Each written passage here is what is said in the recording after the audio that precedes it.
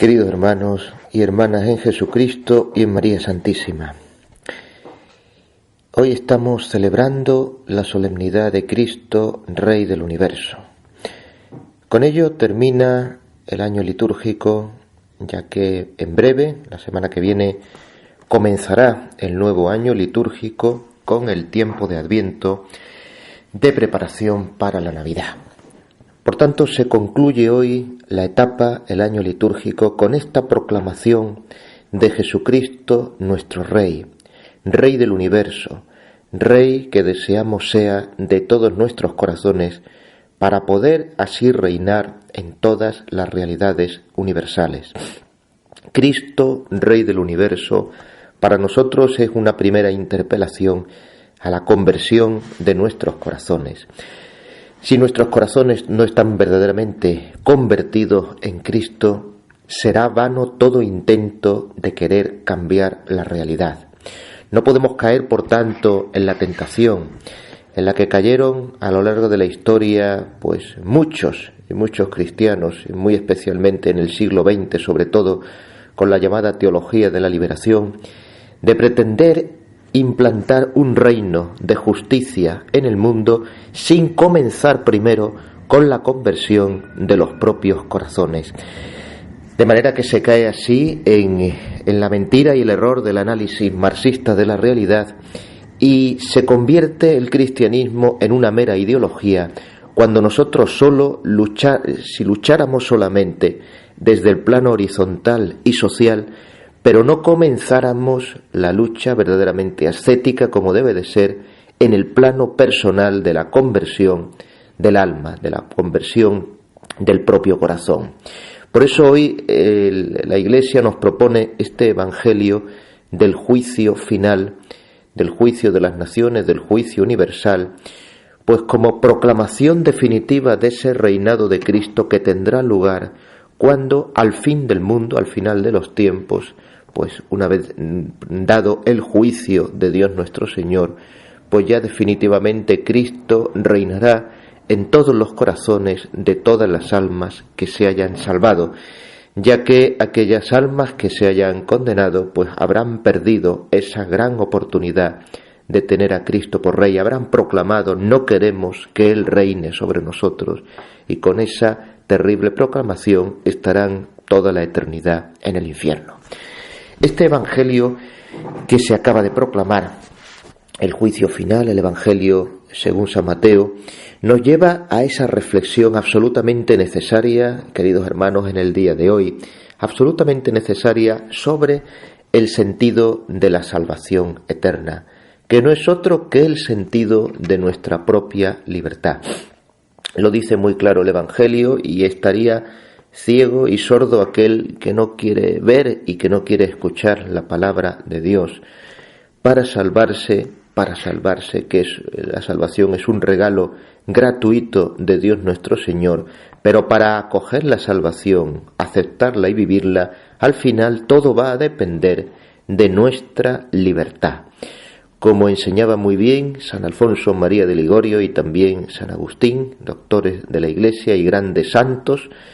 de manera que nosotros, si queremos salvarnos, no podemos pensar que la salvación es una tarea ganada por nosotros y conquistada por nuestro esfuerzo. La salvación es un regalo, un don gratuito que Dios nos da, pero es un don gratuito que Dios nos da, que nosotros con nuestro esfuerzo hemos de aceptar esa invitación en nuestra vida, porque si no hay ese esfuerzo moral en contra del pecado, del egoísmo y de la autosuficiencia, entonces ese don gratuito no lo aceptamos y vamos, por tanto, a la eterna condenación. O dicho de una manera todavía más clara, al final la salvación depende de nuestra libertad y de nuestras obras. Si decimos que no a Dios, si morimos en pecado mortal sin habernos arrepentido, si morimos dándole la espalda a Dios, en definitiva, somos nosotros los que nos condenamos. Actúa la justicia de Dios porque nosotros hemos rechazado su misericordia.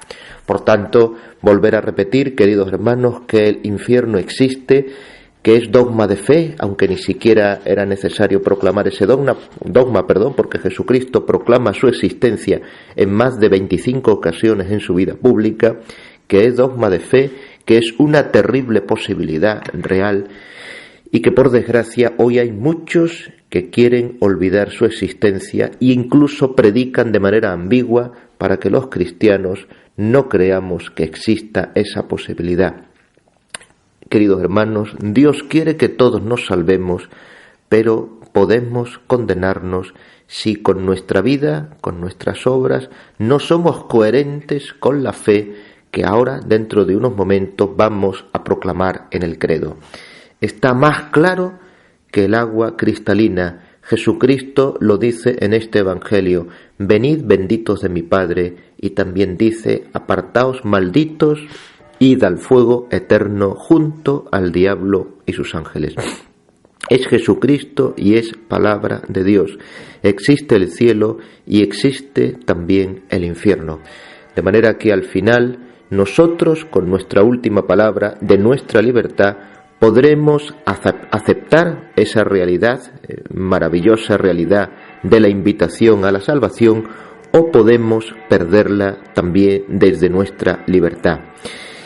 Por tanto, cuando se dice o cuando se ha dicho o se sigue diciendo que con la fe sola es suficiente para salvarse, estamos en este caso, queridos hermanos, ante la herejía luterana. La fe es suficiente para salvarse. Eso es una herejía, es un error muy grave que está causando estragos en muchas y en muchas conciencias. Tengamos en cuenta, queridos hermanos, que hoy día lo que se está haciendo de manera terrible es jugar con la misericordia de Dios. Sabemos que Dios es misericordioso. Yo escuché en muchas ocasiones en predicaciones, pues al que ya estará en gloria eterna, el padre Jorge Loring, al que me honré en conocer, que decía de manera muy vehemente en sus catequesis: Dios perdona nuestros pecados, pero necesita que nosotros nos arrepintamos. La confesión nunca será válida si uno no está arrepentido, si uno no tiene propósito de enmienda. No vale decir reconozco que soy pecador, hay que arrepentirse del pecado y hacer propósito. No podemos jugar como se está hoy día jugando con la misericordia de Dios. Jugar con la misericordia de Dios significa mantener, que cada uno de nosotros mantenga nuestras vidas y situaciones de pecado, creyendo ingenuamente que como Dios es misericordioso, todos estamos ya salvados. Eso es reírse de Dios nuestro Señor, eso es reírse de su pasión y muerte en la cruz, eso es reírse de su infinita bondad, como nos estamos riendo hoy día en nuestra querida Iglesia. Nos reímos de la misericordia de Dios cuando utilizamos la misericordia de Dios a nivel de teoría para justificar la práctica de nuestros pecados y de nuestras situaciones. ¿Cuántos son hoy día, cuántos cristianos, muchos de ellos practicantes, que están viviendo situaciones de pecado y que afirman: si Dios es tan bueno, ¿cómo me voy yo a condenar? Aunque siga viviendo esta situación de pecado. Fijámonos bien la malicia y la sutileza y la autosuficiencia soberbia que hay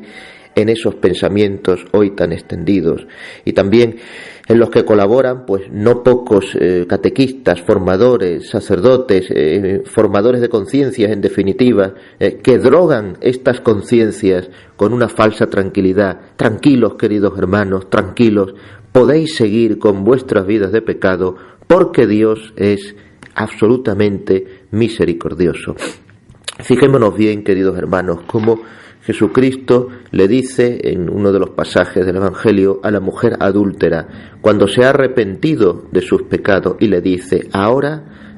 que estás arrepentida y que por tanto yo no te condeno, es palabra de Jesucristo, le dice: ahora ve y no peques más. No le dice: ahora levántate y sigue, te he perdonado, pero puedes seguir con tu adulterio. No, le dice: ahora ve y no peques más. Qué importantes son esas palabras hoy para nosotros. Hoy, cuando estamos absolutamente empeñados, que es la palabra, empeñados en amplios sectores de nuestra Iglesia, en querer justificar las situaciones de pecado, sobre todo las que tienen que ver con la moral de la afectividad, con la moral matrimonial, con la moral de la sexualidad, justificar estas situaciones de pecado, pues con ese aval de drogadicción de la conciencia, de que como Dios es misericordioso, al final todos estamos salvados. Queridos hermanos, esto hoy está sucediendo y es terrible. Hay muchas parejas de novios que están viviendo juntos antes de estar casados y que acuden a la iglesia y reciben la comunión porque creen que como Dios es misericordioso, si es que estuvieran cometiendo algún pecado, van a ser perdonados. ¿Cuántos y cuántos matrimonios cristianos casados por la Iglesia están consumiendo anticonceptivos en su vida matrimonial o practicando la anticoncepción artificial en cualquiera de sus amplias maneras y luego acuden a la Iglesia a comulgar sin sentido alguno de pecado y sin sentido alguno de arrepentimiento? ¿Cuántos y cuántos matrimonios de estos que son pues divorciados vueltos a casar, que acuden a recibir la comunión sin sentido alguno de pecado y pensando que si lo hubiera, como Dios es misericordioso, van a estar perdonados y se van a salvar? Esto es una realidad, esto no es ninguna teoría, esto es una realidad que se está viviendo ya en nuestras comunidades. Por tanto, cuando en el sínodo de la familia se planteó la posibilidad de que si los divorciados vueltos a casar o no vueltos a casar podían o no podían comulgar, pues sencillamente se está hablando de algo que ya está sucediendo, con la complicidad escandalosa de muchos sacerdotes y hasta de obispos también, que están consintiendo estas situaciones, o bien porque abiertamente las defienden, o bien por la cobarde omisión de no querer exponer la doctrina. Esto es terrible y esto está sucediendo hoy en nuestra Iglesia. Y queridos hermanos, tenemos que atrevernos a posicionarnos y a denunciarlo. Hace algunos días el cardenal Burke, cardenal norteamericano, pues que es uno de los cardenales hoy día, una de las voces más valientes de la cristiandad, pues que no se corta en absoluto a la hora de predicar la verdad, igual que hizo nuestro Señor Jesucristo, que no se cortó en absoluto y que por eso lo crucificaron. Pues el cardenal Burke ha pedido, ha hecho un llamamiento universal pues a todos los bautizados, a todos los laicos, de que expresen, ¿no?, y que incluso escriban al Vaticano y escriban al Papa sobre su adhesión, su defensa a la adhesión a la doctrina de siempre, a la doctrina cristiana de siempre, que no puede cambiar. Esa doctrina que sí se vive es la que nos abre la puerta de la salvación, y esa doctrina que si no se vive, que si se rechaza, nos abre la puerta de la condenación. Porque, queridos hermanos, todos aquellos que están recibiendo la comunión, viviendo en pecado mortal, están abriendo la puerta de su propia condenación, como enseñaba San Pablo. Todo aquel que en pecado mortal reciba la comunión está comiendo y bebiendo su propia condenación.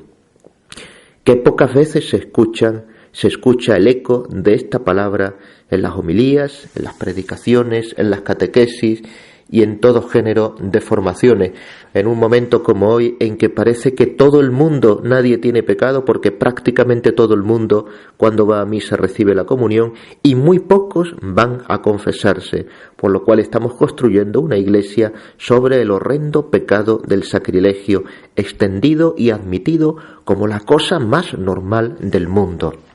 Por eso, queridos hermanos,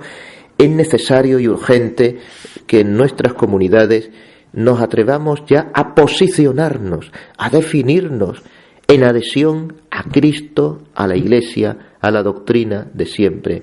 Cuando vemos con horror cómo se está poniendo a votación lo que es palabra de Dios,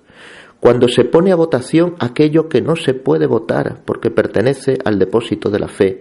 pues a lo mejor puede pasar como en otras épocas de la historia de la Iglesia, que han sido grupos de laicos muy valientes los que, alzando su voz, han sido los que han comenzado la regeneración interna de la misma Iglesia. Digo esto, queridos hermanos, porque al contemplar el Evangelio de hoy es verdaderamente preocupante observar cómo no se está predicando en muchos ámbitos la verdadera doctrina cristiana. Se están confundiendo a miles o a millones de conciencias y de esa manera, en vez de construir el reino de Dios, estamos construyendo el reino del diablo dentro de nuestra propia cristiandad. Yo diría, queridos hermanos, para terminar esta homilía, que más que nunca tenemos que encomendarnos en el día de hoy a la Santísima Virgen María, porque ella es Madre de Dios y Madre nuestra, y también es Madre de la Iglesia. Encomendémonos a ella para que sea ella, quizá la Santísima Virgen María, con alguna intervención normal o extraordinaria, la que pueda salvar la situación que hoy estamos viviendo en la catolicidad, la que pueda darle el rumbo a esta nave de la Iglesia que parece haber perdido la brújula, como bien ha expresado el cardenal Raymond Burke en una de sus muy provechosas catequesis por todo el mundo. Queridos hermanos, nos vamos a encomendar a la Virgen María para que todos nosotros seamos capaces de asumir este Evangelio del juicio final en nuestra vida y que tengamos la valentía de compartirlo con los demás, con todas aquellas personas que Dios ha puesto a nuestro alrededor. No sea que nos suceda que en nuestro propio juicio el Señor, al pedirnos cuenta de qué hicimos y cuánto rezamos por aquellas personas que Dios puso a nuestro alrededor, nosotros tengamos que quedarnos con las manos vacías y reconociendo haber pecado de omisión en algo tan importante como el apostolado con nuestros hermanos, amigos, familiares e incluso también con nuestros enemigos, por los que siempre debemos de rezar como Jesucristo nos pidió. Queridos hermanos, a la Santísima Virgen María nos encomendamos en el día de hoy para pedirle a ella que nosotros abramos nuestros corazones a Cristo, que Él sea nuestro único Rey y de esa manera también sea el Rey de todas las realidades universales. Que así sea.